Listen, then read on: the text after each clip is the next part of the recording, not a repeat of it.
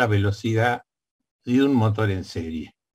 Este método consiste en cambiar el voltaje en los terminales del motor.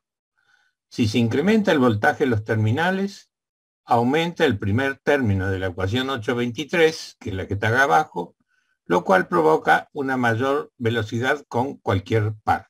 O sea, si se aumenta V sub t, se aumenta la velocidad. Y en realidad, bueno, aumentar V sub t es el método más económico y relativamente más fácil hoy en día de aumentar. La velocidad de los motores de corriente continua en serie también se pueden controlar por medio de la inserción de un resistor en serie con el circuito del motor. O sea, una resistencia que iría a sumar a R sub A más R sub S más una resistencia en serie adicional. O sea que estaría restando del primer término un segundo término que hemos aumentado. Pero esta técnica provoca un gran desperdicio de potencia y solo se utiliza en periodos intermitentes durante el arranque de algunos motores.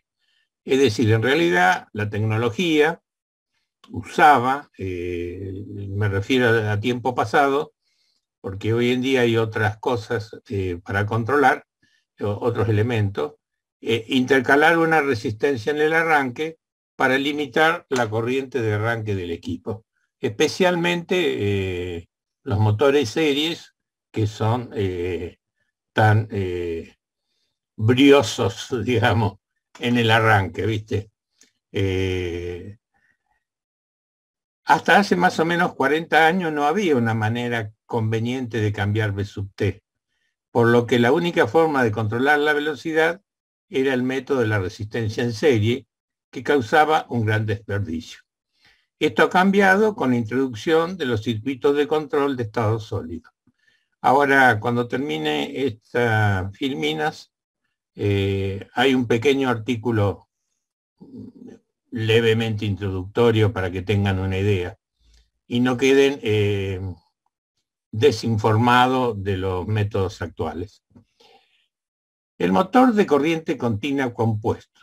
El motor de corriente continua compuesto incluye un campo en derivación como un campo en serie. Es decir, es lo mismo que allá habíamos visto con el generador. En el campo mezclamos un poco de la corriente propia del campo, es decir, que la tomamos los bornes del motor y hacemos pasar algunas espiras que están en serie con el inducido. En la figura 824 se muestra un motor de este tipo. Los puntos que aparecen en las dos bobinas de campo tienen el mismo significado que los puntos de un transformador.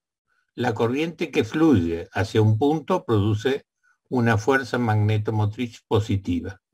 Si la corriente fluye hacia los puntos en ambas bobinas, las fuerzas magnetomotrices resultantes se suman para producir una fuerza magnetomotriz total más grande. Esta situación se conoce como composición acumulativa, es decir, las dos fuerzas magnetomotrices se suman y dan un campo más fuerte. Si la corriente fluye hacia el punto de una bobina del campo y hacia afuera del punto en la otra bobina del campo, el efecto magnetomotriz se resta, el resultante se resta. En la figura 824, los puntos redondos corresponden a la composición acumulativa del motor y los cuadrados a la composición diferencial. Pero bueno, no hay mucho que explicar, ¿no? Simplemente necesitaríamos un punto de referencia para saber si la corriente, de por qué lado del bobinado entra la corriente, y sabemos si es acumulativo o es diferencial. Pasando la otra hoja, bueno, entonces el circuito equivalente, tendríamos acá el circuito equivalente del motor en serie, con su malla de inducido, y en derivación, en lo que se llama la conexión corta, es decir, que lo tomamos en los bornes del inducido, porque R sub A está incluido dentro del inducido, o sea que es el Thevenin del inducido. La condición corta, tomamos la alimentación del campo directamente de los bornes del inducido. La conexión larga se toma desde la entrada. No hay mucha diferencia, pero a lo mejor algún análisis fino puede indicar que hay alguna diferencia. La ley del voltaje de Kirchhoff para un motor de corriente compuesta es la siguiente. B sub T es I sub A más I sub A RA es R sub S. A su vez, la corriente I sub A es igual a la I sub L menos la I sub F. Y la I sub F es B sub T sobre R sub F. Lo cual, esto nos lleva a concluir que la fuerza magnetomotriz neta que produce el campo en el motor va a ser la fuerza magnetomotriz del bobinado en derivación que alimenta el campo, más o menos la fuerza magnetomotriz que origina el bobinado en serie, más o menos porque lo podemos hacer aditivo o sustractivo, menos la fuerza magnetomotriz equivalente a la reacción de inducido. Por supuesto, si el motor tiene compensada la reacción de inducido, la ecuación queda con los dos primeros términos. Y la corriente del campo equivalente que está magnetizando al motor, es decir, la corriente de campo, sería la corriente de campo en derivación más la relación de espiras que existe entre el bobinado serie y el bobinado en derivación por la corriente I sub A, que es la corriente armadura, menos una corriente equivalente que sería el cociente en la reacción de inducido menos dividido el número de espiras del campo.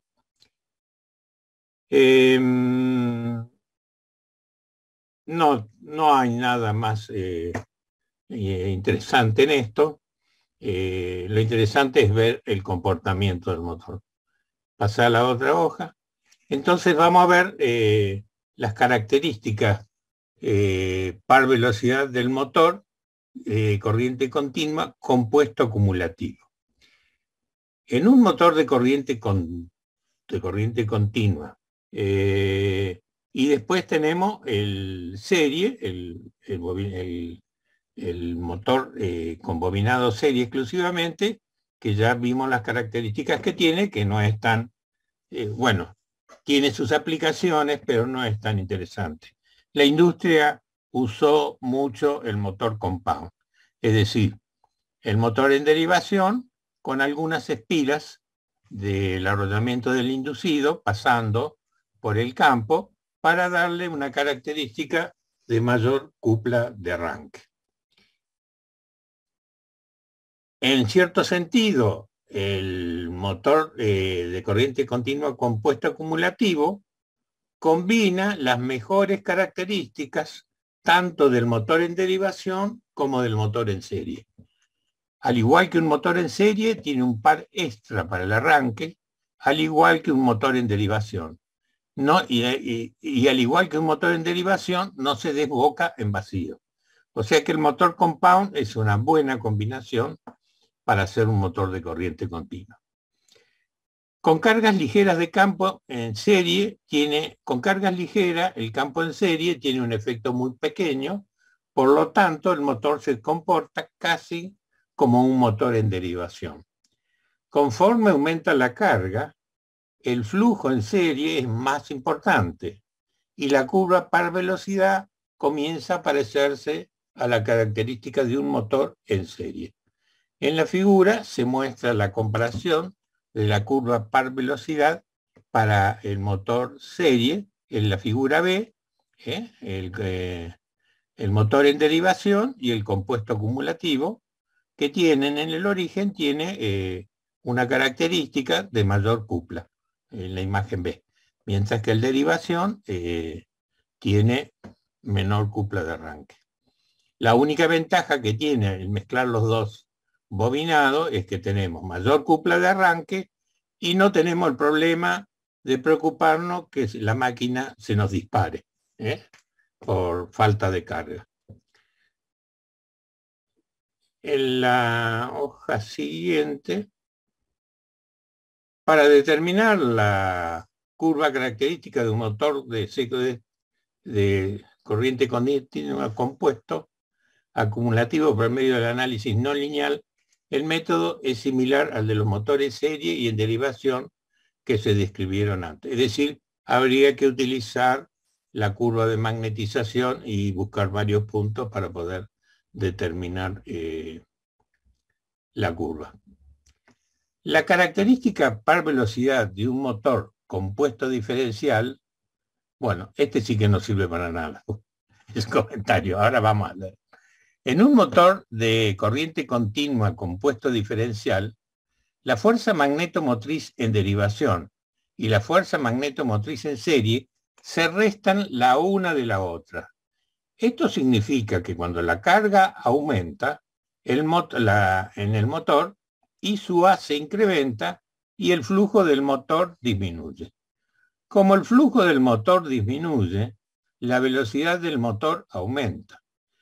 Este aumento de velocidad provoca otro incremento en la carga, el cual eleva más la corriente I sub A y a su vez disminuye el flujo, y que incrementa de nuevo la velocidad. Este resultado es que un motor compuesto diferencial no es estable y tiende a desbocarse. Es decir, es inestable porque el campo con la carga tiende a desaparecer. Cuando tiende a desaparecer, tiende a aumentar, es decir, no hay ningún efecto que lo vuelva a una posición estable, sino que la manda cada vez más a una posición inestable. Esta inestabilidad es mucho peor que la de un motor en derivación con reacción inducida. Es tan fuerte que un motor compuesto diferencial es inadecuado para cualquier tipo de aplicación.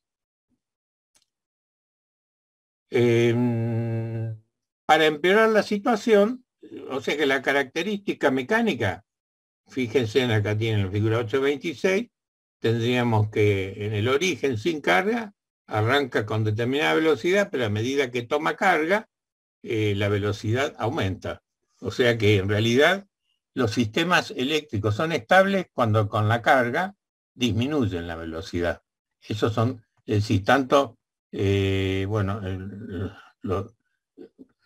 creí que se lo había dicho a ustedes, pero en realidad lo dije en accionamiento.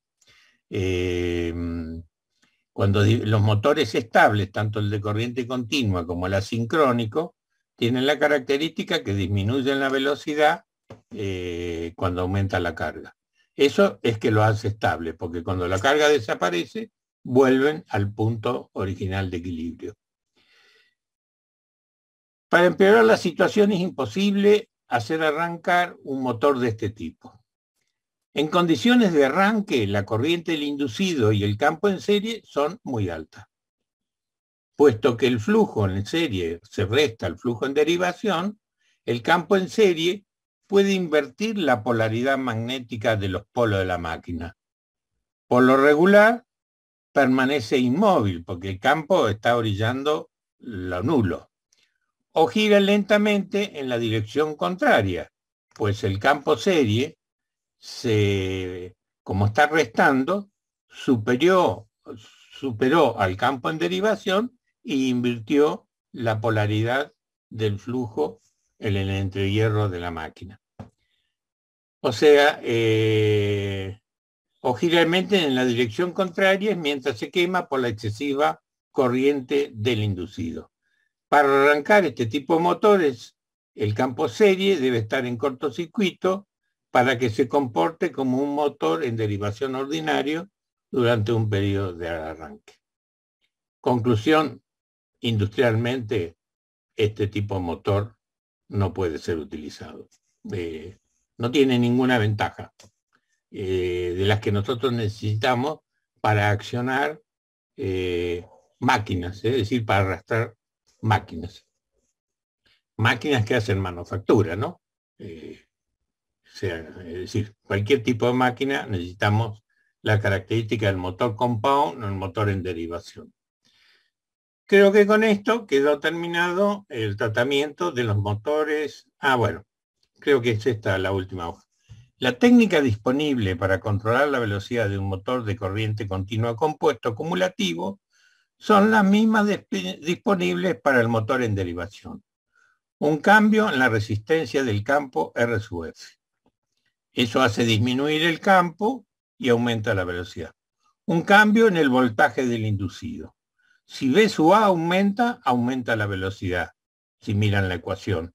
Y si no, si V sub A disminuye, disminuye la velocidad. Cambio en la resistencia inducido. Por supuesto, el cambio en la resistencia inducido va a producir un cambio de velocidad, pero como está en serie con el circuito inducido, que es el que maneja la potencia del motor, es muy disipativo. Es decir, pasa toda la corriente del motor por la corriente R sub A y entonces no es conveniente. Bueno, en teoría se puede controlar el motor de corriente continuo compuesto de diferencial en forma similar, pero ya vimos que no tiene ninguna utilidad industrial, es más bien académica haberlo descrito acá. Bueno, lo hemos descrito levemente.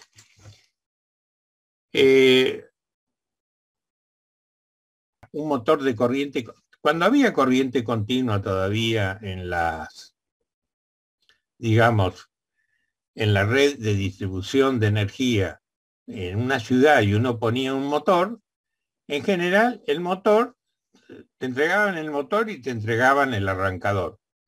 El arrancador era un dispositivo como este, es decir, un reóstato, digamos, un reóstato de pasos, en donde si uno alimentaba, por supuesto que uno tenía que hacer la alimentación de esto, en general se hacía con las llaves a cuchilla, que algunos habrán visto en los libros viejos, se conectaba a la corriente continua y mientras la manivela está en la posición off parada, el circuito, la máquina no está alimentada. Cuando uno quiere iniciar un proceso de arranque, pasa al punto 1, de ahí se alimenta el campo, y a medida que uno va reduciendo, intercalando distintas posiciones, es decir, la máquina va tomando velocidad y cuando llega al final, observen que la resistencia queda totalmente anulada en la posición 5, la corriente de campo retenía la manivela. Y entonces la máquina había arrancado. Se hacía paso, se tomaba un tiempo para pasar de 1 a 2, más o menos, para evitar los golpes de corriente. Es decir, cada operario sabía más o menos cómo tenía que operar. Pero esto era, vos comprabas un motor de continua y te vendían un reóstato de arranque. Bueno, con esto anduvieron del 1950 para atrás, populaban estos reóstatos de arranque con estos motores. Era la forma más sencilla de poder arrancar un motor de corriente continua para hacer distintas tareas. Si el campo desaparecía, la manivela, que tenía un resorte, volvía a la posición 0. Lo que no había la seguridad es de que si estaba cortado el cable, no había ningún modo de determinar, salvo por, no sé, por las chispas que haría los contactos cuando se sube la manivela, no había ningún método premonitorio o que avisara que el campo no estaba instalado. Si pasaba algo mientras estaba funcionando, la máquina se desactivaba. Este reóstato de arranque yo lo he visto, ya tengo bastantes años, y cuando tenía pocos años lo vi en muchos lugares de mi ciudad natal, cómo arrancaban los motores de continua, los que necesitaban los servicios del motor. Particularmente voy a dar algunos detalles. En realidad yo tenía un tío que era panadero y las máquinas eran accionadas por un motor de continuo, así que lo recuerdo perfectamente a mi tío poner este motor de corriente continua en marcha con un reóstato de este tipo, todos los días, ¿no?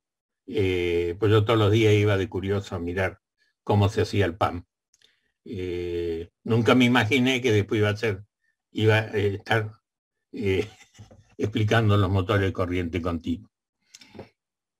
Después, algo más sofisticado se utilizaba también, bueno, el reóstato, es decir, una estructura de resistencia a paso variable, se utilizó también de muchas maneras para intercalarlos en los motores de excitación independiente y en los motores de excitación en derivación, o sea que eran resistencias que iban en unos contactos y había una manivela que iba variando, al variarse donde se posicionaba la manivela, variaba la resistencia, o sea, eran resistencias variables. Y había algún ajuste de campo, ¿no? Entonces, los reóstatos de arranque también existían, como el que les mostré en la dibujo anterior, tal vez más simple, pero siempre existieron con las máquinas de corriente continua. En la filmina que viene está el motor de serie con un reóstato para limitar la corriente de arranque. Bueno, no tenían ningún cuidado, eran elementales las cosas y eran sencillas así. Pero la industria manejaba desde 1910 otros equipos, es decir, las industrias, digamos, las alemanas, las francesas, las alemanas, desde antes de la guerra del 14, había, bueno, me olvidé de esto. Si el mando de corriente continua era demasiado, digamos, exigía demasiada corriente, se usaban estos selectores a leva.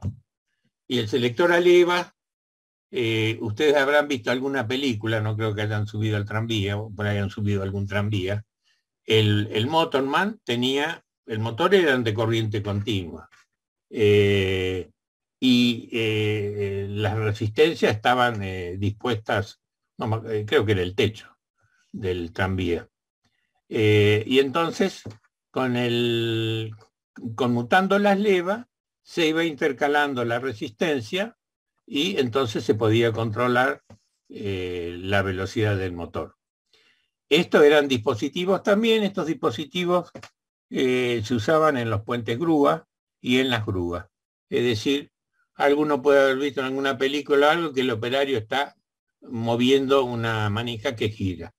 La manija que gira, cuando gira, va tocando distintos contactos. Estos dispositivos podían tener un punto cero y si vos girabas en sentido contrario, polarizabas la máquina en sentido contrario y cambiabas el sentido de giro. Es decir, podías hacer bastantes cosas mediante el cambio, viste, de la posición de las levas que iba cortocircuitando las distintas resistencias. Una aplicación sencilla, acá está el arranque de un motor que tiene una resistencia en serie, entonces al principio está intercalada toda la resistencia, a medida que la manivela se mueve va cerrando los contactos, y los contactos que cierran va eliminando resistencia y la máquina va tomando velocidad. O sea que el punto de arranque es este 1, que está acá abajo, abajo a la derecha.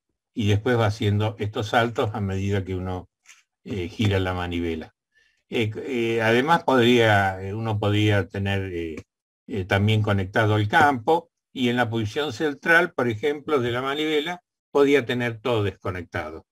Entonces, ante el avance de un paso del selector, conectaba el campo. Y después, así sucesivamente, iba conectando, iba intercalando resistencias en el inducido y se podía controlar la máquina. Además, con estos selectores, si la corriente a manejar era muy grande, entonces los selectores controlaban contactores y los contactores controlaban el puenteo de las resistencias de la máquina. O sea que era un método que se usaba y que estaba bastante difundido. Ahora, si nosotros acá tenemos la característica de velocidad de un motor en derivación, que ustedes ya la conocen, y la fórmula de velocidad del motor en derivación es la tensión U en los bornes menos la resistencia del todo el circuito de inducido por la corriente inducido dividido la constante K por el flujo phi. Es decir, que para controlar una característica de un motor en derivación tenemos la posibilidad de cambiar las tensiones. Si bajamos las tensiones, cambiamos las velocidades. Si introducimos resistencia RSUI, por el método de la resistencia, también cambiamos las velocidades, pero no es un método adecuado porque sabemos que originan demasiada disipación de potencia. Y si disminuimos el campo, la máquina aumenta de velocidad con rectas características que tienen una inclinación levemente distinta a la recta nominal. ¿Qué se utilizaba para controlar la máquina de corriente continua? El dispositivo que creo que está en la hoja que viene. Bueno. Como lo hice y no lo estudié, no me acuerdo bien. En realidad, nosotros cuando tenemos un motor, en realidad tenemos, tenemos 4 posibilidades de operación. En el cuadrante 1, el motor gira, la velocidad y la cupla tienen el mismo sentido. O sea que es una acción motora, es una acción motora en un sentido. En el cuadrante 2, la cupla del motor y la velocidad de la máquina tienen distintos sentidos. O sea que el cuadrante 2 es un cuadrante de frenado. Entonces, no sé si vamos a ver los métodos de frenado, pero bueno. El cuadrante 3, la máquina gira en sentido contrario y la cupla, la fuerza que hace la cupla, tiene el mismo sentido de velocidad, es el motor en reversa, o sea, el sentido contrario. Y para frenar, vamos al cuadrante 4, que existe, que la velocidad y la cupla están en sentido contrario. Este tipo de operación, que se llama en 4 cuadrantes, es el ideal bueno, no es el ideal, pero me refiero, las máquinas herramientas o algunas máquinas necesitan este tipo de operación. La posibilidad ideal es que el frenado lo hagamos en forma electrodinámica, es decir, absorbamos la energía de la máquina y la inercia de la máquina que arrastra y se la devolvamos a la línea. Y creo que ahora sí, creo que viene. Bueno, acá está el conjunto que se utilizaba.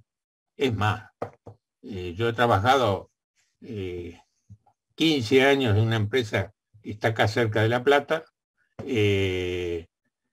y controlaban el motor de corriente continua que fue instalado en 1960 por Siemens con un equipo de estos. Y controlaban Siemens, sí, Siemens. Y ABB tenía otro, para otro laminador, tenía otro equipo. Claro, el conjunto este tenía 900 kilos, ¿no? O sea, que en realidad, ¿qué es este grupo? Este dispositivo es Ward Leonard en honor al ingeniero que lo hizo por primera vez. Permite funcionar en los 4 cuadrantes, o sea que permite girar en un sentido y hacer cupla positiva. permite girar en sentido contrario y hacer cupla negativa. O permite frenar. Permite frenar, porque cuando frena, el motor se convierte en generador. Y entonces necesitamos algún medio para devolverle a la línea la energía cinética que tiene el motor y la máquina. El circuito eléctrico es el siguiente. El accionamiento es un motor de corriente trifásica que acciona un generador. En realidad, por ejemplo, en el caso que yo tenía 3 generadores. O sea que los generadores se construyen desprofeso con doble salida del eje y se van acoplando en serie. Y o sea que entonces se hace, el motor impulsa los 3 generadores y cada generador impulsa el motor. El circuito de mando de cada uno es independiente. Acá estamos tratando el caso de un motor. O sea, la forma descriptiva, digamos, el esquema físico, era un motor de alterna clásico, que funcionaba con tensión trifásica, que acciona un generador. El generador, con su bono inducido, es decir, con la energía que sale del inducido, actúa alimenta el inducido del motor y el motor gira. Como fuente, para tener una fuente continua de control de campos, había otro generador que se le llamaba excitatriz, que también estaba conectado al motor de corriente trifásica, y la excitatriz daba una corriente de control, la corriente de control de campo. Entonces, ustedes ven acá que con el reóstato podemos controlar el campo del generador. Y controlando el campo del generador, podemos controlar la tensión que da el generador. Al controlar la tensión que da el generador, controlamos la corriente que suministramos al motor y a su vez su velocidad. En este circuito no está indicado, pero en el plano sí, también podemos controlar el campo del motor, que está acá indicado en el motor. Abajo está el esquema eléctrico, un motor trifásico, que está, acá hay un error, es una G, es un generador, no un motor. El motor acciona a un generador, el generador acciona al motor, el motor saca de la excitatriz, es decir, los campos son alimentados por el generador de la excitatriz. Y hay una llave inversora para poder invertir la tensión del generador invirtiendo el campo. Y de la misma manera también tenemos en el motor una resistencia para controlar la intensidad del campo. Es decir, si queremos trabajar a mayor velocidad que la nominal, tenemos que disminuir el campo. Y entonces está la posibilidad de hacerlo con resistencia. Posteriormente, bueno, cuando fue evolucionando esta máquina, la parte básica quedó siempre igual, los motores y los generadores, pero los equipos modernos, digamos, los que se instalaban por la década del 60, porque en el 60 todavía los tiristores eran un proyecto de los laboratorios de física. Entonces ya el control se hacía con controladores de válvula de diodo, perdón, de válvulas de filamento. O sea que, no, bueno, de válvula de filamento. Y después se introdujo ya los equipos de estado sólido, o sea, con transitores y tiristores. Pero los tiristores todavía eran muy pequeños en aquella época y controlaban las partes pequeñas, digamos. Controlaban el campo y ya la excitatriz no existía más, porque esto era un equipo electrónico que suministraba la tensión. Ahora, esto era antieconómico porque para accionar cada motor teníamos que tener 2 máquinas, el generador y el motor de accionamiento alterna. O sea que para controlar un motor necesitamos tener plata para comprar el triple. Es decir, lo que cuesta el motor de continua Teníamos que agregarle un generador y teníamos que agregarle un motor de accionamiento trifásico. De cualquier manera, también tiene otro inconveniente, es que los motores necesitan un mantenimiento, o sea que los motores deben ser desarmados cada... Estos son máquinas muy robustas, ¿no? Se desarman cada 3 o 4 años para verificar los cojinetes o cambiar los cojinetes y hacer una limpieza del bobinado. Pero bueno, la industria se arreglaba así, con los motores de corriente continua. O sea, yo he tenido la oportunidad de ver máquinas fresadoras, lapidadoras y todo eso que se compraron por la década del 70 y el accionamiento todo controlado lo tenían en la base, eran todos equipos Ward Leonard, chiquititos, chiquititos porque los motores que accionaban esta máquina no eran tan grandes, pero eran chiquitos.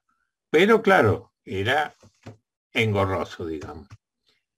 ¿Qué es lo que pasa a partir de 1960? Ahora sí. De 1960 comienza a hacerse comercial los dispositivos semiconductores. No vamos a explicar porque no corresponde acá, pero más o menos vamos a hacer una pequeña explicación. Apareció el diodo rectificador. El diodo rectificador, como hay un dibujo, el dibujo de la izquierda, acá hay dos muestras, digamos, representaciones gráficas de cómo tienen su forma física, y una representación electrónica que está arriba. Un diodo rectificador conduce corriente de A a K, de A a K, pero si uno polariza, es decir, A tiene que ser positivo para que circule con respecto a K, para que circule corriente. Pero si uno polariza K, positivo respecto a, no conduce nada. Una representación más o menos del tipo electrónica, cuando se están explicando en los manuales, no en los manuales, no, en los libros de electrónica, es que el diodo está formado por dos partes semiconductoras que se han unido, que es un componente que se llama P y otro N, materiales semiconductores P y N. La propiedad es conducir en un sentido. El diodo real tiene la característica que está acá. Cuando conduce en directa, digamos, cae 0,7 volt, más o menos. Independientemente de la corriente, tiene una caída bastante estable. En el sentido inverso, no conduce, pero en realidad conduce. Lo que pasa es que en esta escala no está representado, pero esta corriente que se ve acá en el sentido inverso es del orden de los microamperes o nanoamperes. En cambio, lo que está representado en el primer cuadrante es del orden de 10 amperes, 100 amperes, lo que sea. Una representación electrotécnica sería, bueno, semielectrotécnica. El diodo tiene una caída básica en donde no conduce, o sea que está alrededor de 0,2, 0,3, una resistencia y un diodo ideal. Es decir, a partir de 0,6 volt, 0,7 volt, la conducción es franca.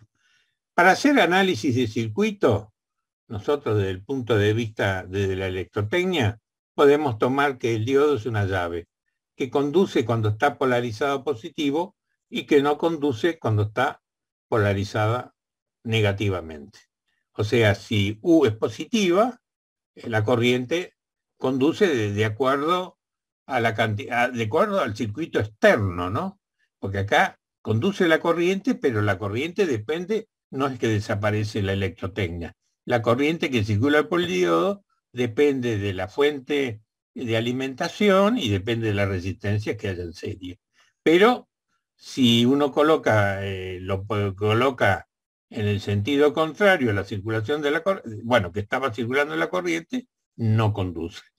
Esto lo vamos a ver ahora en el diagrama siguiente, en la hoja siguiente. Acá hemos colocado un generador de alterna, un diodo y una resistencia. Si no existiera el diodo, Si no existiera el diodo, ¿qué tendríamos? La tensión U, que aparece sobre la resistencia, es una corriente alterna, con todos los valores característicos de la corriente alterna. Si intercalamos un diodo, solamente cuando está polarizado positivo en el sentido de la flecha, el ánodo, ¿no?, va a dejar pasar la corriente y va a pasar la tensión, es decir, pasa la tensión y pasa la corriente. Como en el otro semiciclo queda polarizado negativo el diodo, no existe nada, la tensión es cero.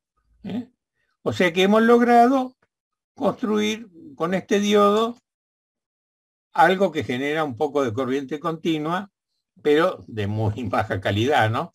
Porque son unos pulsos de corriente continua, es decir, 2 pulsos corriente continua por ciclo entero. No, por un ciclo, un pulso.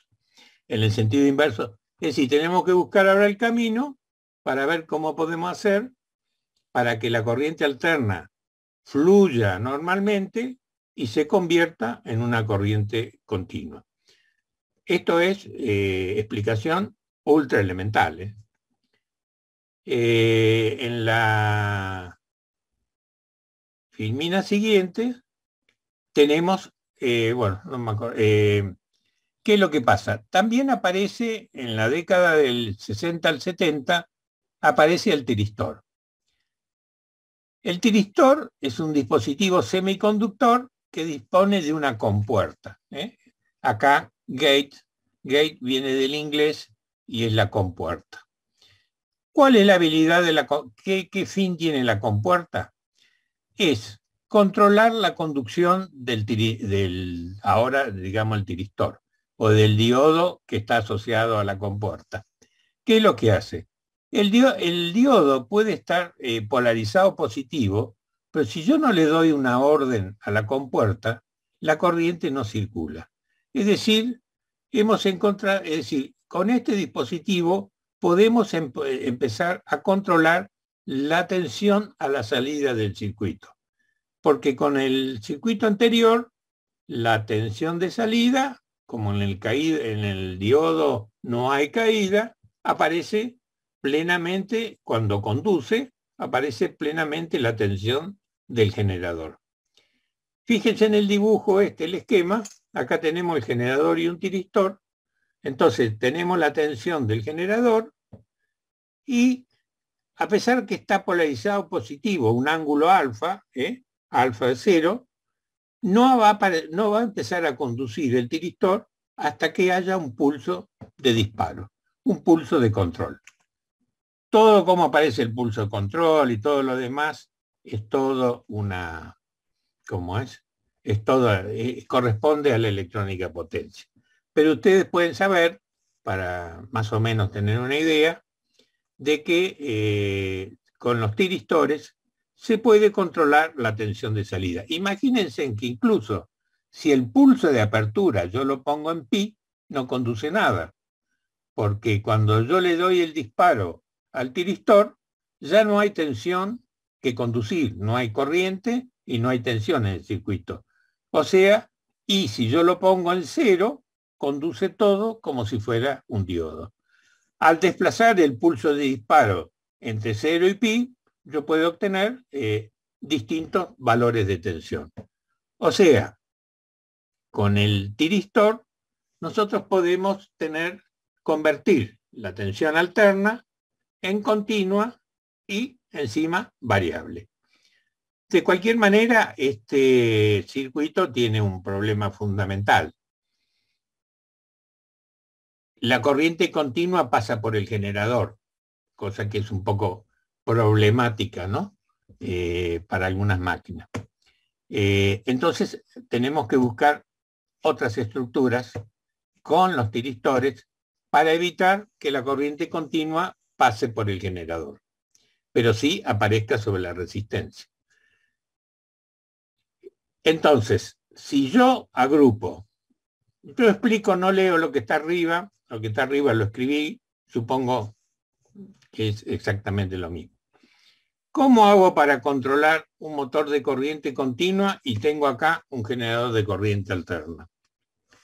Lo que hago es lo siguiente.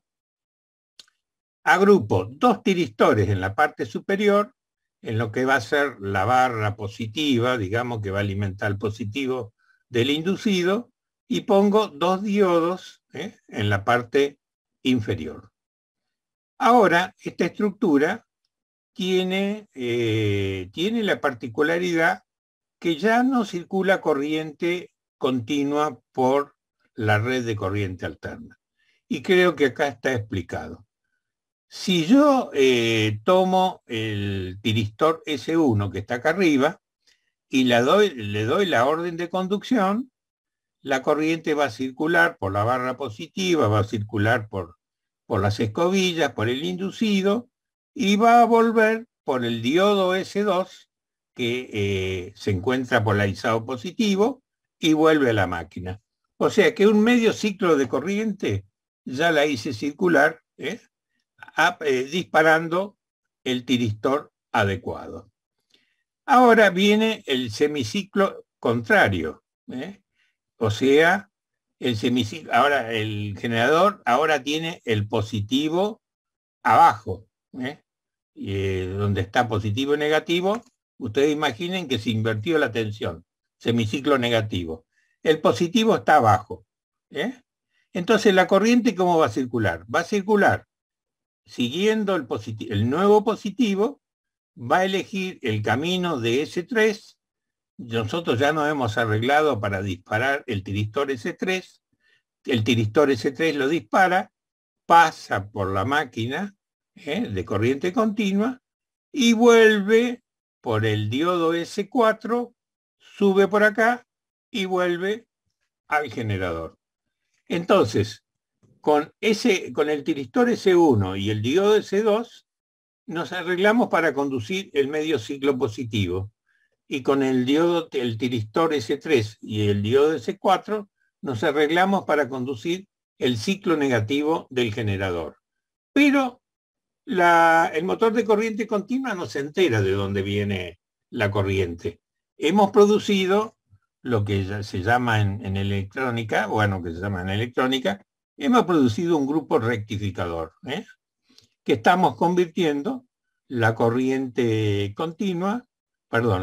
alterna en corriente continua. Hoy en día, gracias a estos dispositivos, a partir del 70, el control de las máquinas de corriente continua se facilitó enormemente. Porque hay todavía un trecho hasta que aparezcan los controles de corriente alterna. En toda la década del 60, el 70, prácticamente la industria ha dominado por la variación de velocidad con motor de corriente continua. En la década del 80 comienzan a aparecer los variadores de alterna, tímidamente, de baja potencia, y ya en los 90 era, el auge del motor de corriente alterna. De cualquier manera, no tenían, el motor de corriente continua lo superaba a los controles de alterna que aparecieron, lo superaban en la precisión.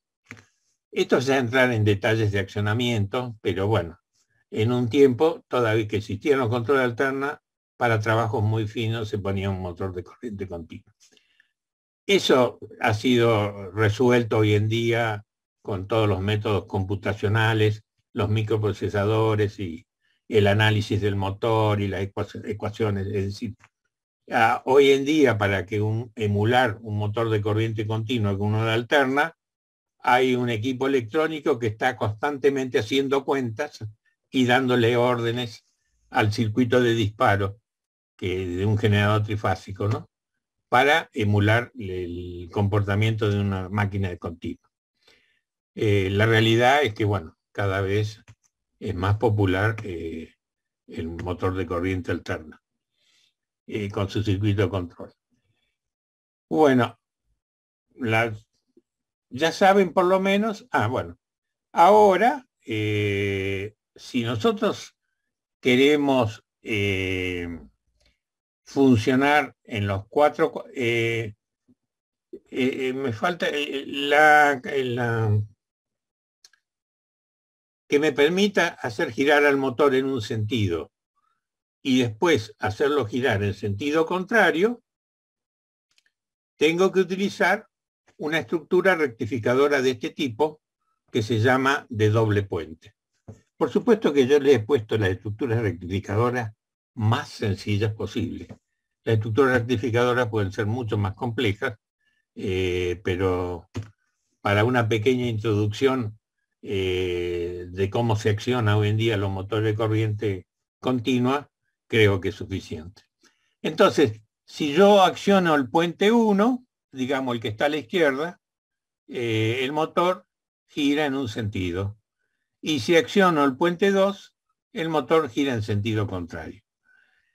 La particularidad interesante que no vamos a entrar a desmenuzar es la siguiente, que si yo acciono con el puente 1, yo con el puente 2 y ubicando los pulsos de disparo en forma adecuada, yo puedo hacer que este puente, el de la derecha, sea un regenerador y envíe la corriente continua a la línea. O sea, el funcionamiento es así. Yo hago girar el motor a determinada velocidad y gira la máquina y todo con el puente que está a la izquierda. Necesito frenarla, detenerla. Entonces habilito el puente, por supuesto, el puente 1 lo voy a cerrar. Empiezo a cerrar el puente 1 y empiezo a abrir el puente 2, pero en el modo de regeneración. El modo de regeneración no cambia la estructura física, sino lo que cambia es en el momento en que efectuamos los disparos de los tiristores. Y entonces, como la máquina está disminuyendo de velocidad, toda la energía cinética que tiene la máquina y la máquina arrastrada, el motor, es decir, si yo le quito tensión, el motor sigue andando por inercia. Entonces se convierte en generador. Y entonces este generador de continua descarga su energía a través del puente, el puente de la derecha, funcionando como regenerador. Y el mecanismo, entonces tenemos ya cubierto el cuadrante 1, motor en un sentido, y el cuadrante 2, que es el frenado. Si yo quiero girar el motor en sentido contrario al que estábamos hablando, uso el puente de la derecha. Y entonces gira en el sentido contrario, o sea que estamos ubicados en el cuadrante 3 del diagrama que les mostré unas filminas atrás. Y cuando quiero frenar, que empiezo a disminuir, en realidad para frenar le tengo que quitar tensión al motor, pero el motor sigue girando por inercia y se convierte en un generador. Entonces, el puente de la derecha, el puente de la izquierda, ahora, cambiando la disposición de los pulsos, se convierte en un regenerador y envía la energía a la línea. Este tipo de operación, digamos, es fantástico porque es muy económico, cuesta más instalarlo, pero es muy económico porque si no, las otras maneras de frenar un motor de corriente continua que le hemos quitado la tensión es colocando resistencias en cortocircuito con el inducido del motor. Pero toda la energía que le hemos entregado para accionar la máquina se va a perder en forma de calor. De esta manera podemos lograr que toda esa energía cinética rotativa que existe en la máquina accionada y en el inducido mismo del motor pueda ser devuelta a la línea. Además, claro, imagínense ustedes, no un motor de un motorcito como tenemos en el laboratorio, eso no afectaría nada a la cuenta. Lo que hay que imaginar son motores de 900 kilos, ¿no? El inducido pesa cerca de 10 toneladas. Entonces es una masa de 10 toneladas girando y que una vez que la hicimos girar en un sentido y queremos pararla, tenemos que tomar toda esa energía cinética y la tenemos que devolver a la línea. Es la manera lógica. Si la frenamos con resistencia, desperdiciamos todo el gasto de energía que empleamos para ponerla en marcha al motor. Arriba está más o menos explicado el funcionamiento. Realmente esta disposición es monofásica, en realidad no, casi no se usa, se usan las disposiciones trifásicas, o sea que el puente es más complejo, el sistema de disparo es más complejo y todo lo demás, pero como elemento introductorio para que ustedes sepan cómo se mueven las máquinas de corriente continua hoy en día, que no hay fuentes de corriente continua a la salida de la puerta de nuestro hogar, ya en la línea de arriba tiene alterna, no tiene continua. Y en la puerta de una fábrica también. El distribuidor el distribuidor de energía eléctrica te deja tensión alterna. Entonces, por medio de la electrónica de potencia, se ha podido tomar la tensión, es decir, la energía alterna, y convertirla en continua para accionar los motores de corriente continua.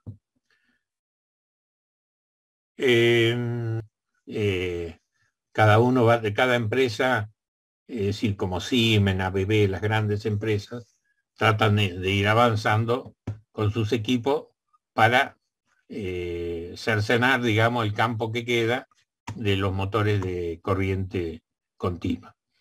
Pero en el momento, para determinadas aplicaciones que son la laminación y otras cosas más detalladas,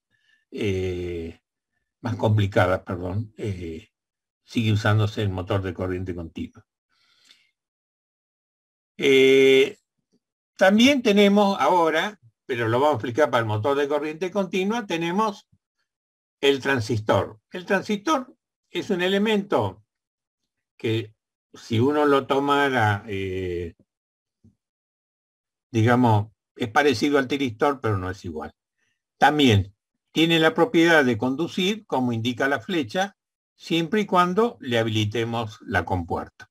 Acá estamos considerando al IGBT, que es un transistor que tiene una entrada, bueno, términos que ustedes no lo deben haber conocido todavía. Bueno, por eso no lo voy a poner, no lo voy a repetir, pero esto acá, el IGBT, sigue siendo como una llave que nos permite, cuando está polarizado en el sentido que marca la flecha, si habilitamos el gate, conduce. Lo único que tiene algunas propiedades muy interesantes. El tiristor no puede apagarse hasta que no invertimos la tensión en los bornes del tiristor. En cambio, en un transistor, cuando le quitamos la tensión al gate, la conducción se corta. Es decir, es un elemento mucho más avanzado.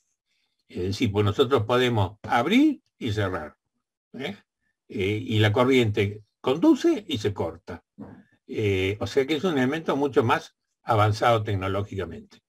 De cualquier manera, no hay de las potencias que hay, porque hoy en día hay tiristores de corrientes de 10.000 amperes y 12.000 volts, los tiristores, mientras que estos dispositivos no hay más de 1.200. Creo que ahora hay algunos de 3.000 volts. Y las corrientes que manejan, creo que están alrededor de los 200 amperes. Entonces, bueno, hay que recurrir a otras soluciones para poder utilizarlo en máquinas grandes. Pero es una llave electrónica. Y esta llave electrónica también, que es tiristorizada, nos permite también controlar el motor de corriente continua, como lo vamos a ver en la filmina siguiente. Entonces, si nosotros tenemos acá el motor de corriente continua, tenemos los 4 cuadrantes del accionamiento. Accionamiento positivo en un sentido, cuadrante 1, accionamiento positivo, es decir, haciendo fuerza, cuadrante 3, el cuadrante 2 es el de frenado y el cuadrante 4 de frenado. Tenemos colocado acá un motor, en serie la bobina, también podemos tener en serie el campo, ¿no? Pero también podemos tenerlo separado. Entonces el funcionamiento es bastante sencillo. Lo voy a explicar en forma sencilla porque es complicado. Si yo activo S1 y S4, la tensión de la batería circula por S1, pasa por el motor, pasa por S4 y vuelve a la batería. Entonces, mientras yo mantenga estos dos dispositivos activados, el motor gira en el cuadrante 1. No tiene ningún problema. Y así funciona. Si yo quiero girar en el sentido contrario, tengo que cortar los dos, el S1 y el S4, y tengo que habilitar el S3 y el S2. Entonces ahora, de la barra de continua que viene de la batería o de una fuente de corriente continua, circula por S3, circula la polaridad ahora del motor es distinta y circula por S2. Y entonces el motor gira en sentido contrario. ¿Qué es lo que funciona? Cuadrante 1 funciona S1 y S4. Y su operación es el cuadrante 1. En el cuadrante 2 estoy tratando de frenar la velocidad que tomó el motor en el sentido directo, o el sentido este que está acá. Yo tengo que invertir la cupla. Para eso tengo que hacer uso del diodo D3 y de la llave S2. O sea que esto es más complicado y no pretendo de ninguna manera que se lo sepan, que lo aprendan ni nada, porque tienen que, mientras no cierre, mientras active S2, la corriente ahora va a circular por S2, por el diodo, y va a circular en un circuito cerrado. Pero si yo en un instante, fíjense en que está la inductancia del inducido, la inductancia del campo, es una corriente inductiva. Si yo en un instante bloqueo S2, la corriente se va por el diodo D2 y vuelve a la batería. O sea que si yo estoy en el cuadrante 1 y giro en un sentido, para frenarlo, operando adecuadamente los dispositivos semiconductores, acá está el modelo, ¿no? Voy a devolver la energía a la batería. Por supuesto que esto es un proceso chopeado, es decir, abre y cierra muchas veces por segundo, y de esa manera logramos reinyectar, gracias a la parte inductiva que tiene el motor, logramos reinyectar sobre la energía cinética del motor y su carga acoplada, la logramos reinyectar a la batería y el motor se detiene. Si yo quiero hacer girar en el tercer cuadrante el motor en sentido contrario, velocidad y cupla, como ya les dije, tengo que utilizar el semiconductor S2, o sea, el IGBT S2 y el IGBT E3. Entonces, mientras estén habilitados, el motor funciona permanentemente. También nos queda la posibilidad, que eso no lo mencioné porque tampoco quiero armarles mucho un enjambre. Yo puedo controlar la tensión que le estoy dando al motor si abro y cierro S3 y S2. Si yo abro y cierro, depende de la cantidad que conduce y la cantidad que no conduce, el motor integra la tensión y entonces se siente como que tiene menos tensión. Si están conduciendo permanentemente, el motor siente que tiene la tensión de batería en su forma. Si yo abro y cierro, esto es como una canilla de agua. Si yo abro y cierro la canilla, el agua que fluye es menor y acá lo que fluye es menor en la corriente y el inducido siente que tiene menos tensión y gira a menor velocidad. No pretendo que se lo aprendan de ninguna manera. Simplemente esto es informativo. Y el examen va a corresponder no a esta filmina. Y después, cuando quiero frenar, volveme atrás. Cuando quiero frenar en el cuadrante 4, hago lo mismo que en el cuadrante 2, pero utilizo otro transitor, el S4, y el diodo de 1, que estaba colocado en el puente. Y también por el método chopeado, es decir, chopear del inglés es abrir, cerrar. Así que mediante conmutación, abro y cierro, puedo lograr de que reinyectar la energía a la batería. Y por último, hay un esquema de un control de velocidad típico, normal, que uno puede comprar a un proveedor, y entonces este sería el esquema eléctrico.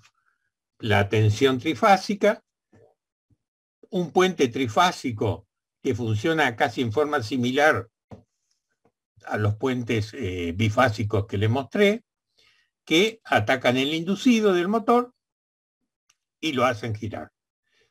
Tienen una fuente auxiliar, en general todos los equipos traen una fuente auxiliar para polarizar el campo. Generalmente el campo siempre es 110 o 220 y el inducido es 440, 400 volt o 440, porque la red trifásica es 380. ¿Y qué es lo que tienen esta red monofásica? Esta fuente especial tiene un detector de corriente de campo, de tal manera que no está marcado acá, pero todos los equipos la tienen y bloquean el convertidor si la corriente de campo desaparece. Porque ya hemos visto que si desaparece la corriente de campo, el motor gira a enorme velocidad y puede destruirse. Para controlarle la velocidad, en general, se puede controlar la velocidad tomando la tensión del inducido o poniendo lo que se llama un taco generador, que es un pequeño generador, puede ser de pulsos o puede ser un pequeño generador de corriente continua que envía una señal de qué velocidad está girando el eje. Entonces, esa velocidad que gira el eje se compara con la velocidad consigna, o sea, la velocidad que yo deseo, y mando una tensión que abre y cierra los tiristores de tal manera que el inducido siempre gira a la misma velocidad, incluso cuando cambia la carga. Cuando cambia la carga, el taco generador demuestra, cuando cambia la carga, va a tratar de bajar la velocidad. El taco generador avisa que está bajando la velocidad, el circuito electrónico corrige con una tensión, la tensión esa ataca el generador de impulso, porque el convertidor, que es a tiristores, lo tenemos que manejar con pulsos que tienen que ser sincrónicos, es decir, tienen que estar en el tiempo adecuado para producir el adecuado funcionamiento del convertidor. Bueno, creo que no hay nada más. Esta corriente total tiene, a ver, estamos viendo en condiciones, ¿de qué motor está hablando? Compound aditivo. Sí. Está bien. La I de carga tendría sumada la corriente de excitación, ¿no? Sería la de armadura más la de excitación. Bien. Si la vemos como corriente de carga. Si interpretan que es la corriente de armadura, ponen esta la corriente de armadura y desprecian directamente el efecto que pueda tener la corriente de excitación. Listo. Pues me había entrado la duda. Carga es la corriente que toma de la línea el motor. Van a subir las dos en ese punto, ¿no? En ese caso. ¿En cuál? ¿En el A o en el B? En el A. Disminuye el flujo, por lo tanto la cupla va a bajar y la velocidad va a subir y la corriente de armadura sube. Sí, disminuye el flujo. Hasta ahí estamos. Si disminuye el flujo, te disminuye la velocidad y por lo tanto para mantener la cupla constante tiene que subir la corriente de armadura. Sí.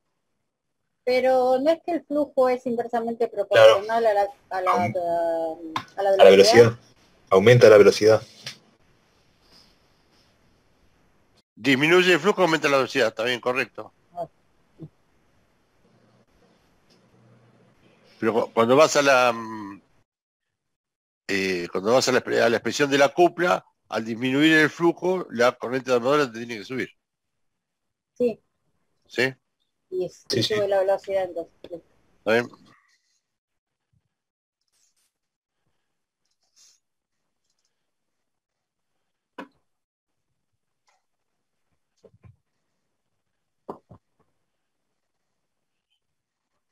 En el siguiente, la corriente de armadura se hace cero, porque tenés un corto en derivación.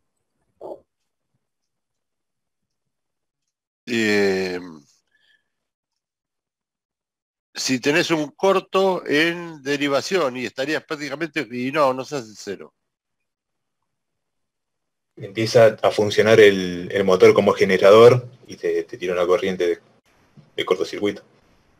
No, como claro, te tira la corriente, no trabaja como generador porque no tiene máquina de impulso en este caso. Pero la corriente que te va a circular por la armadura, digamos, por el paralelo entre el bobinado de derivación y la corriente de armadura sería la corriente de cortocircuito. ¿Sí? Porque vos la tensión en borne la vas a tener siempre constante. Se supone que la fuente con la que estamos alimentando es gigante, ¿no? Entonces va a ver, si, es cierto, al cortocircuitar el bobinado de derivación, también estás haciendo un cortocircuito de parte de la armadura, o sea que en ese paralelo del puente que vos haces y la corriente de armadura circula la corriente de excitación. La corriente de corto. Igual ponele que suponemos que n es cero o es como que se va deteniendo la n. ¿No aumenta n en ese caso? No, porque es un cómputo aditivo, vos tenés, vos, ¿cómo se llama? Bueno, según cómo lo conectes, pero vos, el bobinado serie te sigue funcionando. Vos lo que estás cortocircuitando es el bobinado de derivación, digamos. La corriente de cortocircuito te va a pasar a través del bobinado serie. ¿Me explico? Lo único que tiene como posición, si vos le cortocircuitás el bobinado de derivación y el bobinado de armadura, te queda la corriente atraviesa el bobinado serie. ¿Sí? Sí. Entonces ahí vas a tener un pequeño flujo.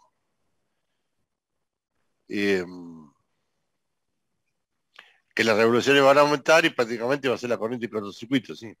Se te va a embalar y te va a proporcionar prácticamente la corriente de cortocircuito. No tanto como la de cortocircuito, pero la corriente se dispara. se dispara. Y termina cu- rompiéndose, quemándose. Y pues es indestructible, ahí lo dice, es Ah, indestructible claro. nuestro. No lo había Nosotros leído. hacemos, claro, nosotros para los problemas, las máquinas son buenísimas.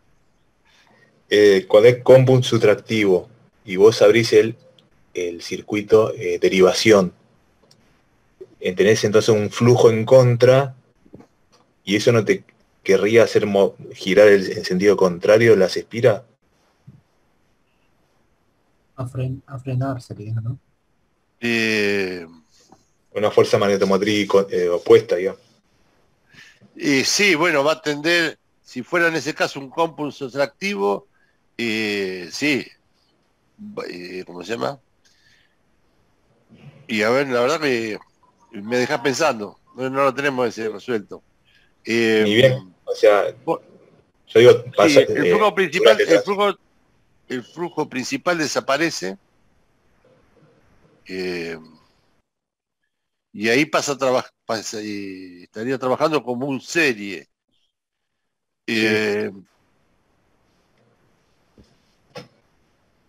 La corriente, la corriente viene impuesta ya por la fuente externa U, pero vos tenés un flujo en sentido contrario al que tenías antes. tenés en el eje, Claro. ¿sí? Entonces va a llegar a un punto que va a llegar a cero. Si la cupla motora que tenés ahora en sentido negativo es mayor, o sea, la corriente que pasa por el bobinado serie, y la cupla motora que genera ese flujo es mayor que la cupla antagónica, el motor se va a frenar y va a girar en sentido contrario. Claro. Si no alcanza a vencer Vale. la cupla antagónica, se quedará parado. Claro. Entonces ¿Ah? se plantearía así con esas opciones que dijiste recién. Si fuera si un ve- compu sustractivo, sí. Ah, es la que tiene abajo, la que viene abajo. Sí, la 2, la 2. Sí, la 2. Está.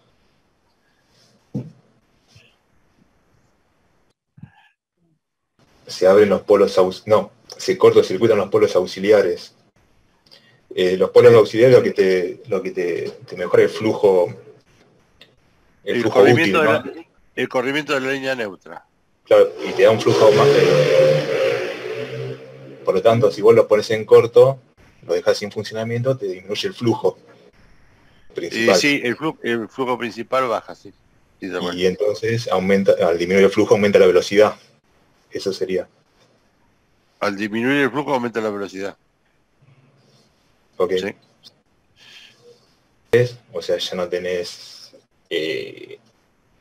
una corriente, o sea, No tenés apagás el corriente. motor. No, sí, no tenés corriente de armadura, por lo tanto no tenés cupla motora. Claro. Pero ojo que si los cortocircuitas los polos auxiliares, ¿qué pasa con tenés que decir qué pasa con la corriente de armadura? Aumenta. ¿Sube o baja? Aumenta. Aumenta porque bajó el flujo. Claro. Está. No, como no lo marcaste esto, lo pasaste de Ah, largo, por eso. Tiene que equiparar la cupla, Y con la cupla, equilibrarse, digamos. La cupla se tiene que mantener constante. Claro. Supones constante la cupla. Suponer, siempre partimos de la base que la cupla antagónica, lo que tiene adosado el eje, que frena el eje, se mantiene constante. Esa nosotros no la tocamos. Y en esas condiciones, cortocircuitás los polos auxiliares o abrís los polos auxiliares o cortocircuitás el campo EF, siempre manteniendo la cupla antagónica constante. Si parto de esa base, la cupla motora se tiene que mantener constante, si no el motor se para. ¿Está? Se cambia el bobinado de excitación por uno del doble del número de espiras y de la mitad de resistencia. Entonces, conclusión, aumenta el flujo al doble. Cuando te dice la mitad de resistencia, ¿qué sería? ¿Está hablando del devanado? O sea, tipo como que... Saco el bobinado de excitación, el derivación, le pongo uno de doble de espiras y de la resistencia y el doble de sección. ¿No? Pues, okay. O sea, no el doble de sección, porque dice la mitad de la resistencia. Le aumento la sección a ese bobinado. ¿Qué es lo que pasa? Explicar entre qué valores se halla la nueva velocidad. Es la mitad. Es un más o menos esto. 750 reproducciones por minuto. Para mí... ¿ese no sería el mínimo? 750, claro, es el mínimo, de 750 para arriba. A 1500 decís, o sea, tipo el No, intervalo. No, que no llegue a 1500. 1499. No, tampoco dice yo, pero como que 750 es el mínimo. Si le aumentamos el número de espiras a ese bobinado, ¿el flujo cómo va a ser? Si le aumentamos al doble, dice, ¿no? Lineal. Aumenta, sí. Aumenta el doble. Bien. ¿Sí? Sí. ¿Y la corriente de excitación cómo es? Es la misma porque vos disminuiste la mitad por resistencia a la mitad, entonces la misma y de excitación. O sea, exactamente. Al aumentar al doble el número de espiras y disminuir a la mitad la resistencia del bobinado sigue siendo la misma. Claro. Por lo tanto, la corriente de excitación no va a cambiar, pero sí te va a aumentar el flujo. Claro. ¿Está? Sí. Yo no sé entonces, si... puntualmente es 750, no es entre qué. Es 750, puntual. Y aproximadamente de 750, acá cualquier respuesta vale, mientras que no me digan 1250 vueltas, pero pueden poner entre 750, ponerle 800 y 700, en ese rango. Debería ser la mitad, pero podría variar un poco. Sí, esto es un valor aproximado, nadie le pide que tiren un número.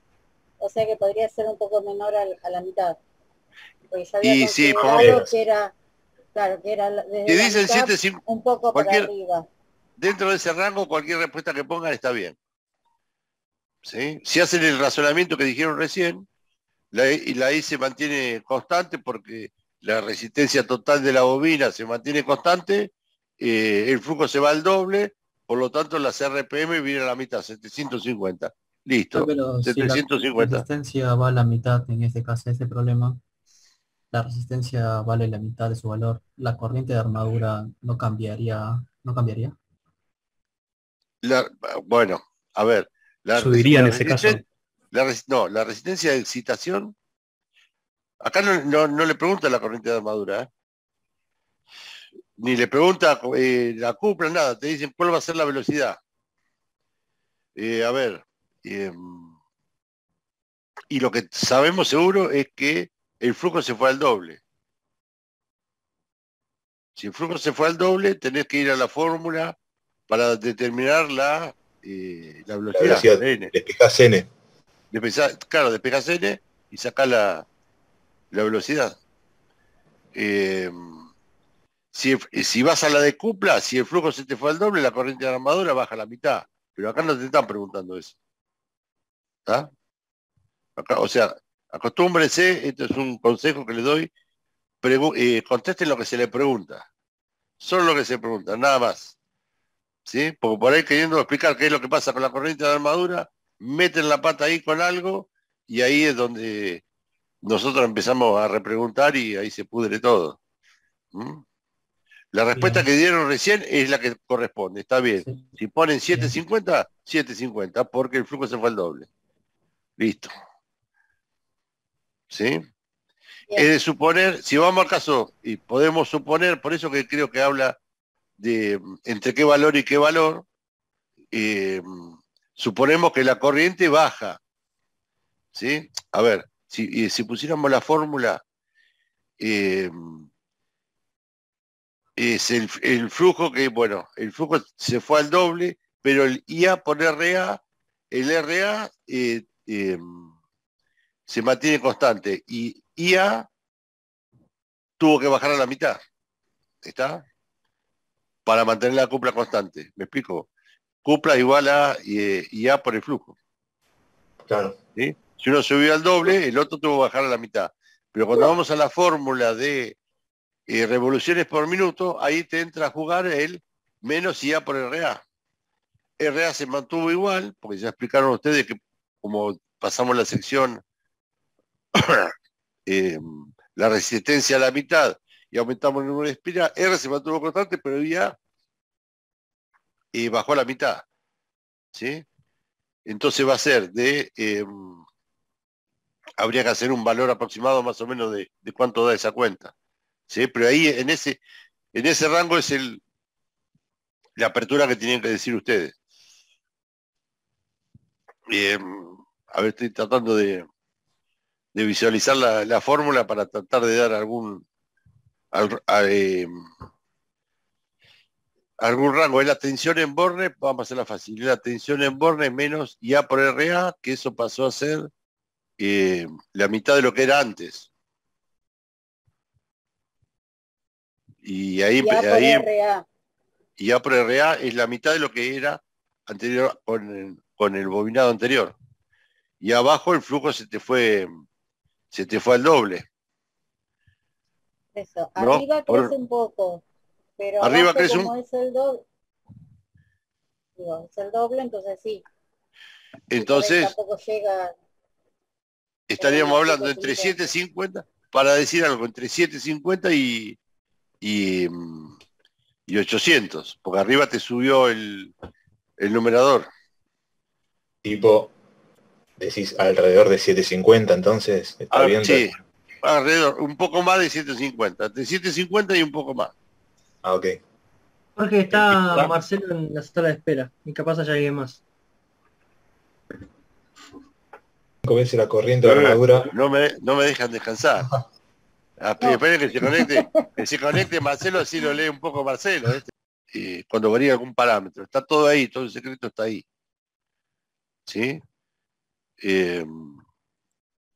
Y seguimos manteniendo lo mismo, ¿no? Que no hay mucho misterio acá. Al menos en las resoluciones de los problemas, después, bueno, como vieron en la teoría, hay distintos tipos de bobinado y un montón de otras consideraciones para hacer. Pero acá no nos movemos de ahí nosotros. Calcular la R externa de arranque para limitar 1,5 veces la corriente de armadura IA, la cual es 2 amperes. O sea, vos decís, bueno, la limito hasta 3 amperes. Decís que tu corriente de armadura es 3 amperes. Si vos la limitas 1,5 veces, la I nominal, que es 2, es 3, la corriente de armadura. A 800 revoluciones por minuto, para una máquina de derivación, que está a 220, a 1500 revoluciones por minuto. Vos tenés que calcular la R externa que te baje a 800 revoluciones por minuto, con una corriente de armadura de 3 amperes. Eso entendí que hay que hacer, digamos. No, bueno, un momento, ¿cuál va a ser acá? ¿Cuál va a ser si yo pongo un motor, le doy tensión plena, está parado, le doy tensión plena, ¿cuál va a ser la corriente inicial de ese motor? No la final, la inicial. Dijimos, cuando hicimos la práctica, vieron que poníamos una resistencia de arranque para que la corriente de arranque no se vaya al diablo. Había que limitarla. Sí. Había que limitarla para que no se te dañe la fuente, no sea un valor... claro, que te queme, claro. Que te dañe, ni que te dañe el motor, ni que te dañe la fuente, ni los cables de alimentación. O sea que estamos hablando de una corriente importante. Sería IA por entre paréntesis, R de armadura más una R externa. O sea, la R externa va en serie con armadura.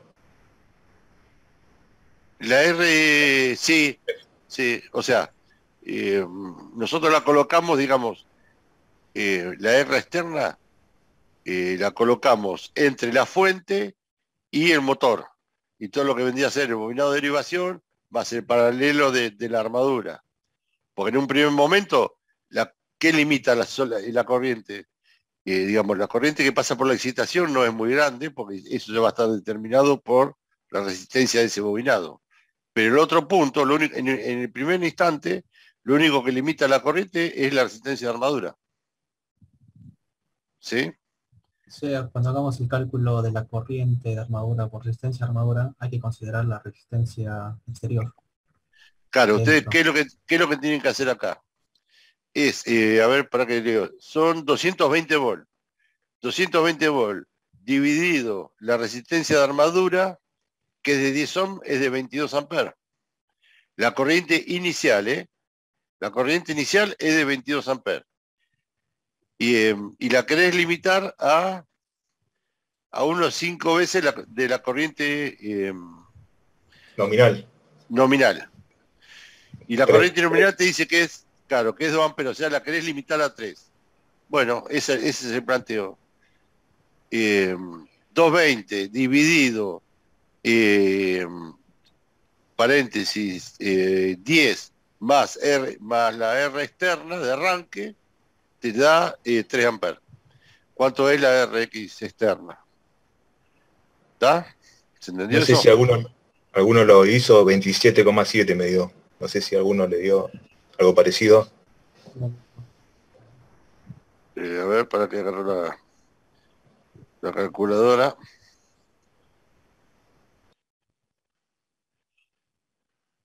Eh, 63. Dime eso. 63 ohms daría esa. Sí, igual yo lo había planteado.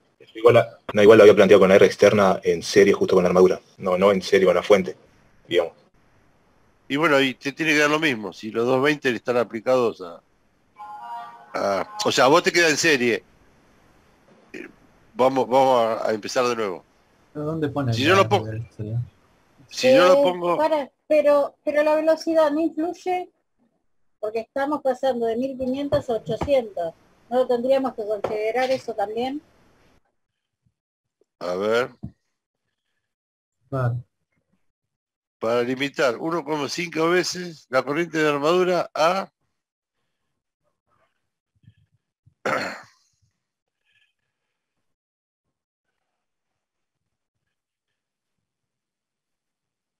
de armadura, quiere decir que la cúpula motora también se limitó. Si antes era, si acá hay que jugar un poco, porque vos antes tenías una velocidad en función, vamos a poner este motor en funcionamiento, te da 1500 amperes para 2 amperes de corriente de armadura. ¿Sí? Y vos ahora en el momento de arranque querés que la corriente sea 3 amperes, pero si la corriente es 3 amperes,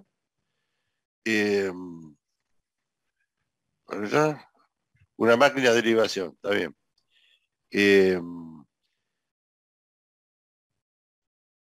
El IA por RA va a ser 3 por 73 ohm, creo que me daba hoy. ¿Sí? 63, me dio a mí. La externa 63. Pero Sí, la sí, suma sí. de las dos más la RA te da 73. Claro. Y bueno, el flujo va a ser el mismo, pues una derivación.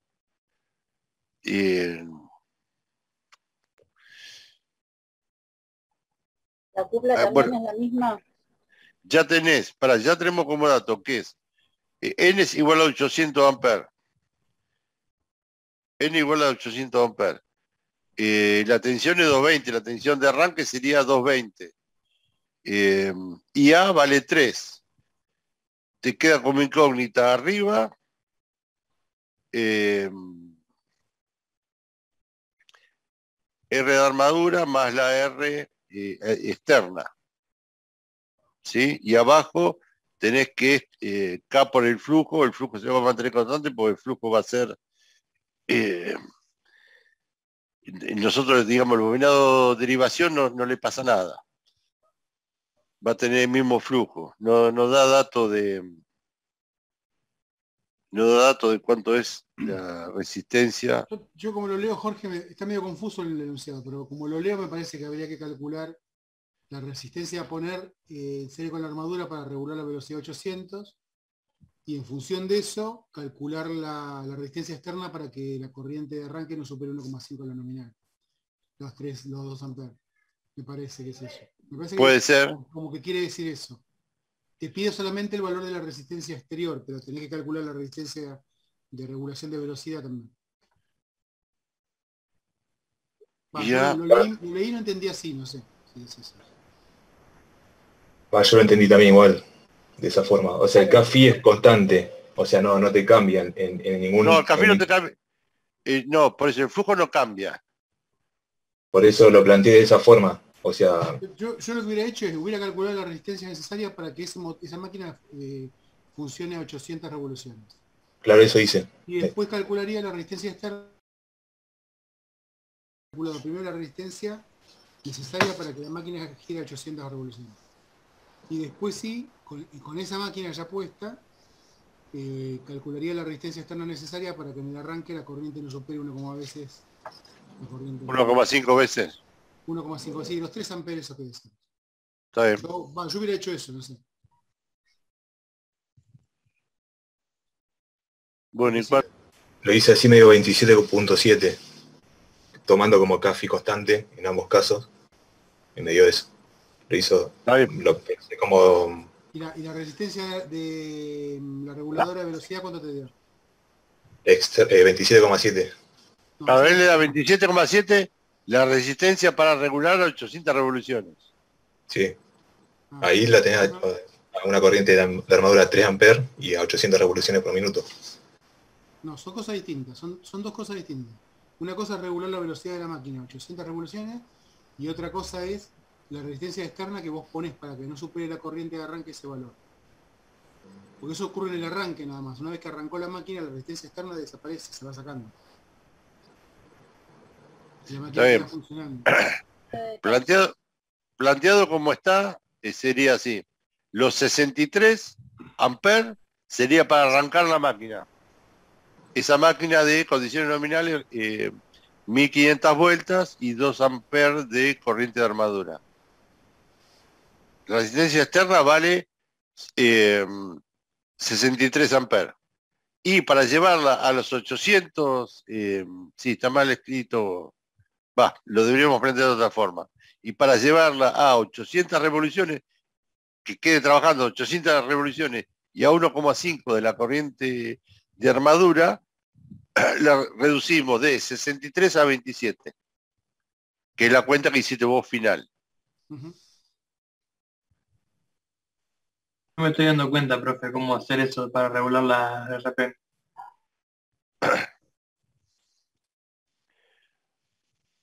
Y, dijimos que cuando vos querés arrancar el motor, lo único que lo pone resistencia para que no crezca la corriente de armadura es la resistencia de la armadura propiamente dicha, del rotor. ¿Sí? Sí. Entonces, si yo lo conecto, lo doy directamente a 220, la corriente se me va a ir a 220 dividido 10, o sea, 22 amperes. ¿Está? Yo no quiero que esa corriente pase los 3 amperes. Entonces, ¿qué resistencia le tengo que intercalar para el arranque para que no pase los 3 amperes? Hacer la cuenta 220 dividido 3 amperes y te da 73, creo que daba la cuenta hoy. Y eso le restás la de armadura, son esos 63,3 que hemos calculado. Exacto, le restás la armadura y te da 63,3. No pasó el valor de 3 amperes la corriente de armadura. La resistencia Ahora de bien, arranque- perdón, dale. ahora bien, para llevarlo, hay que ver en cuántas revoluciones está con estos valores, con esta resistencia que yo le pongo en la armadura. Si yo la quiero llevar a las 800 vueltas, es la cuenta que te da que esa resistencia tiene que bajar hasta los 27 ohms para llegar a las revoluciones de 800. Porque vos cuando lo arrancás y lo pones en 63, la corriente, las revoluciones van a ser muy chicas. ¿Sí?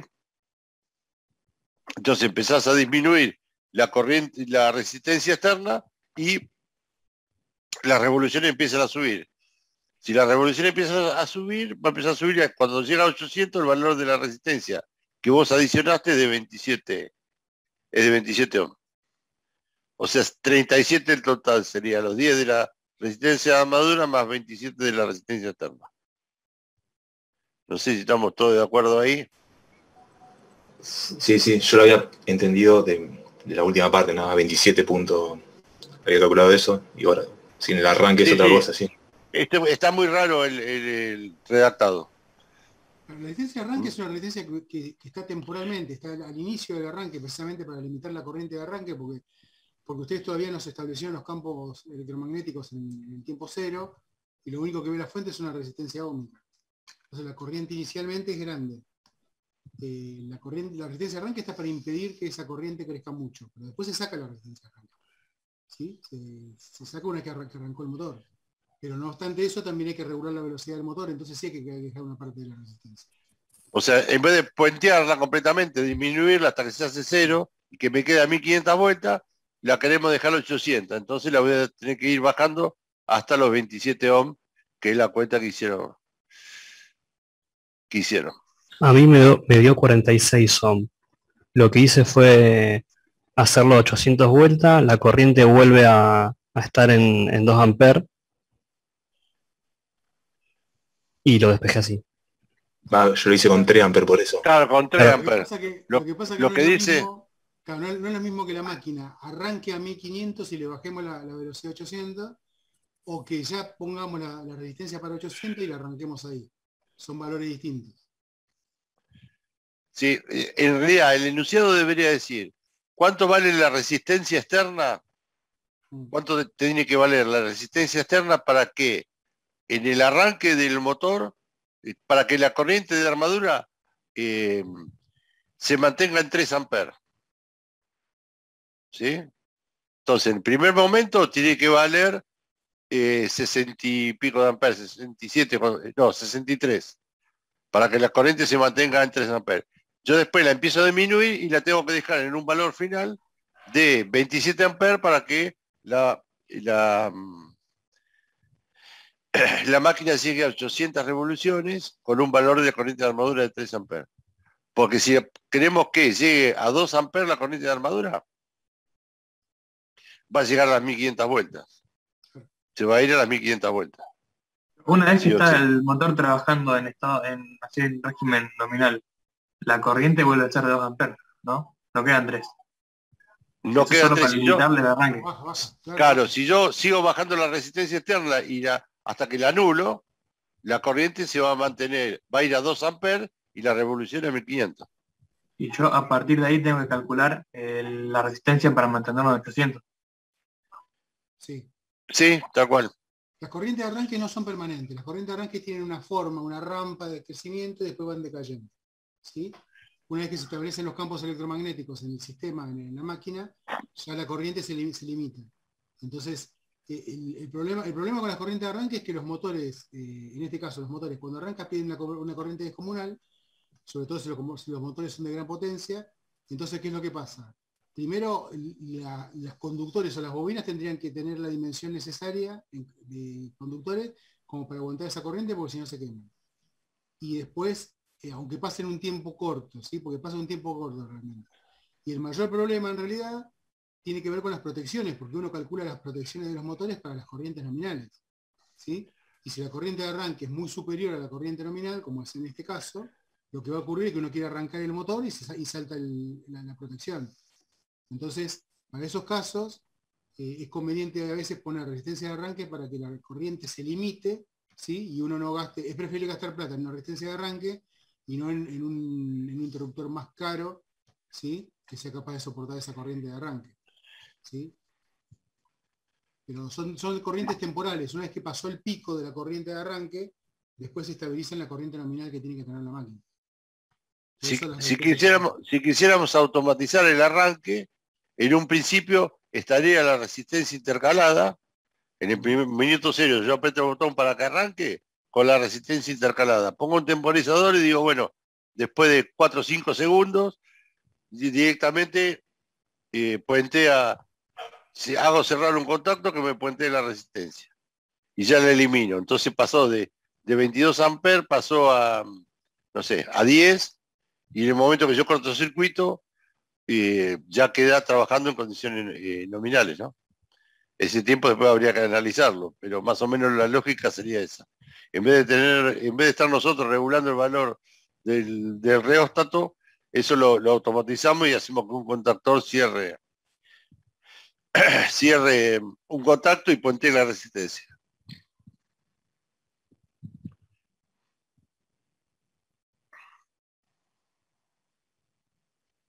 Calcular qué valor de velocidad. Se aumenta su cupla antagónica al doble. Calcular la velocidad del motor en derivación. Sí. Entonces, como K phi es constante, o sea, la cupla motora se equilibra con la antagónica, K phi es constante siempre, entonces por lo tanto la corriente de armadura se va al doble. Porque, a ver, porque aumentaste tu cupla antagónica al doble, entonces la corriente aumenta el doble. Sí, se parte de valores nominales, sí. Sí. Claro. Es más o menos igual que yo estaba leyendo el número 7, y son los dos exactamente iguales, uno con valores y el otro debajo sin valores. O sea, acá,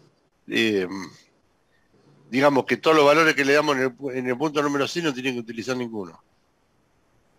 Porque el racionamiento es ese. Si el flujo es constante, pues es un motor de derivación, ¿sí? Si la cupla antagónica se va al doble, el flujo es constante, la corriente de armadura tiene que ir al doble, sí o sí. Entonces no hace falta, es 2 veces ya. La respuesta de este sería 2 amperes. La corriente de armadura es igual a 2 amperes. Y en el número 7 sería 2 veces ya. Cualquiera sea el valor de tensión, cualquiera sea el valor de cupla.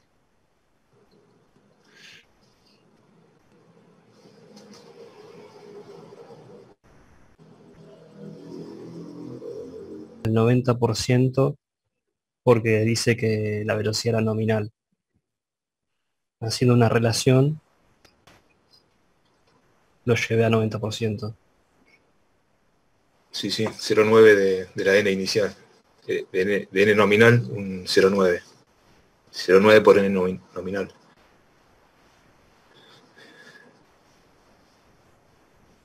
Llegué al mismo... A ver, calcular el valor que tendrá la velocidad. O sea, baja, en este caso.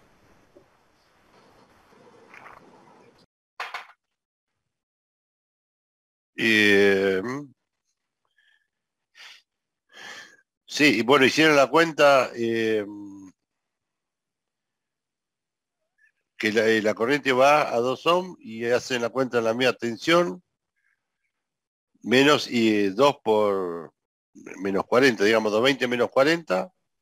Sí, Sí, 180 y el otro 200. Y es el 0,9. Está bien. A 0,9, un 10%. A 0,9 de n nominal. Ah, está bien. No, había escuchado. Está bien, no claro. dice acá. No dice acá Sí. de qué valor se aporta, está bien. Claro, no te dice. A ver, dice calcular la velocidad del motor, está bien. Correcto.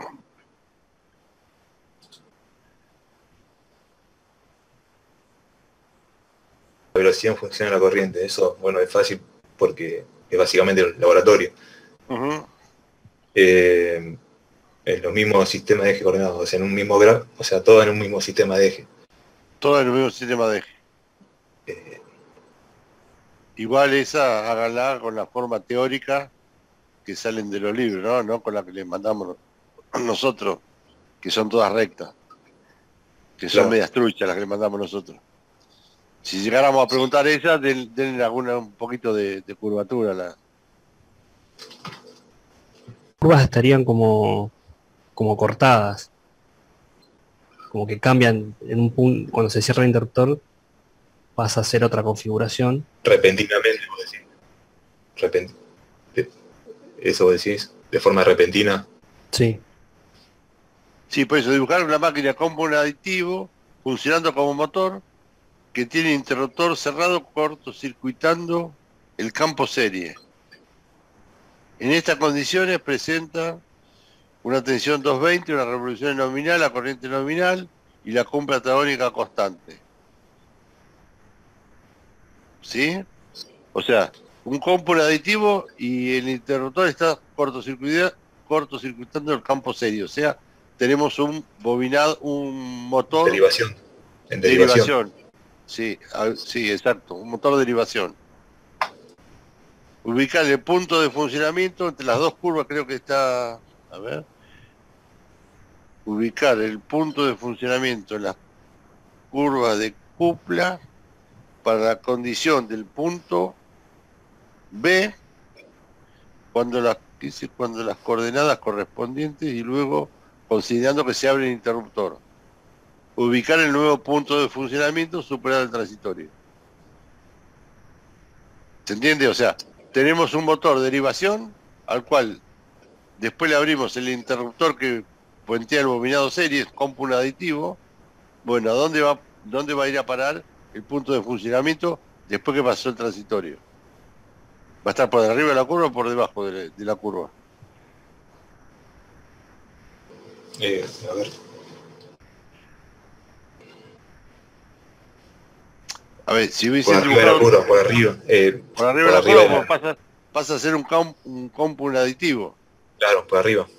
Por arriba, o sea, si tendrían todas las curvas dibujadas, ¿no? Si hubiésemos hecho el ejercicio ese, con todas las curvas dibujadas, en el mismo punto de funcionamiento de derivación, tendríamos que subir hasta la del compu aditivo.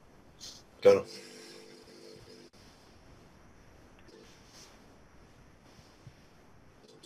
Con 9.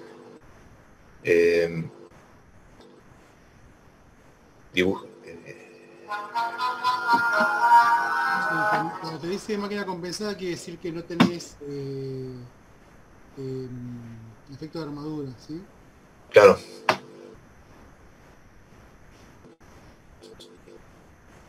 como que no, o sea, no aporta mucho el problema, digamos, como dato. No, sí, aporta porque si no estuviera compensado vos tendrías que tomar en cuenta la descompensación. Está diciendo que la tomes en condiciones ideales como que está funcionando perfectamente.